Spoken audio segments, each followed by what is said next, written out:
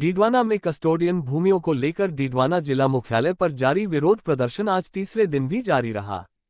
किसानों और ग्रामीणों की ओर से कलेक्ट्रेट के बाहर लगाए गए महापड़ाव में स्थानीय तथा आसपास के कई सरपंच, प्रशासक प्रतिनिधि और राजनीतिक नेता पहुंचकर अपना समर्थन दे रहे हैं।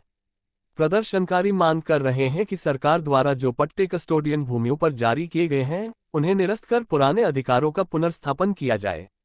आंदोलन से जुड़े लोगों का दावा है कि 19 गांव की कुल 8,695 बीघा भूमि से जुड़ा ये संघर्ष वर्षों से चल रहा है। वे कहते हैं कि जिन किसानों के परिवार दशकों 70 व 80 साल से जमीन पर स्थायी रूप से कब्जा है, उन्हें उनका वास्तविक हक दिया जाए। प्रदर्शनकारियों ने चेतावनी दी है कि यदि उनकी मांगों पर सकारात्मक कार्रवाई नहीं की गई तो अगली चुनौतियां और बड़े स्तर पर आंदोलन की रूपरेखा तैयार की जाएगी।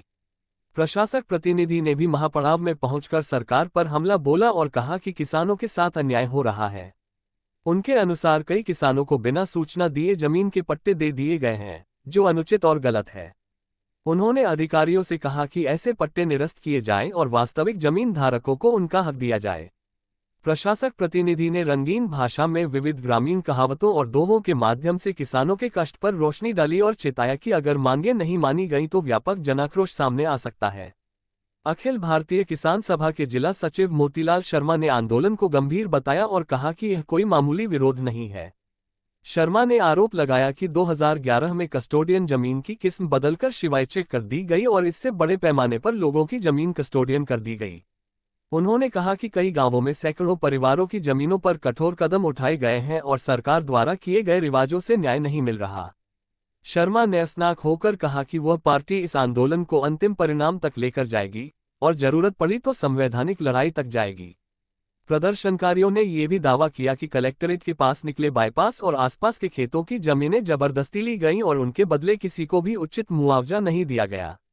आंदोलनकारियों का कहना है कि यदि उनकी मांगें नहीं मानी गईं तो केवल डीडवाना ही नहीं बल्कि पूरे राजस्थान से समर्थन आने की चेतावनी दी जा चुकी है। वहीं आयोजकों ने घोषणा की है कि आगामी 15 नवंबर को कलेक्ट्रेट के बाहर एक ऐतिहासिक और भव्य महापड़ाव किया जाएगा, जिसमें हजारों की संख्या में लोग और कई वरिष्ठ राजनेता हिस्सा लेंगे। उनका दावा है कि इस दिन बड़े स्तर पर आवाज उठाकर पट्टों के मामले में सरकार पर दबाव बनाया जाएगा। प्रदर्शन के दौरान फिलहाल थाने में किसी प्रकार का मामला दर्ज नहीं किया गया है और घटनास्थल पर शांति बनी हुई है। हालांकि किसानों व ग्रामीणों ने ये स्पष्ट कर दिया है कि वे अपने हक के लिए शांतिपूर्ण तरीके से संघर्ष जारी रखेंगे और यदि आवश्यक हुआ तो कानूनी, सामाजिक व राजनीतिक माध्यमों से अपनी लड़ाई तेज करेंगे।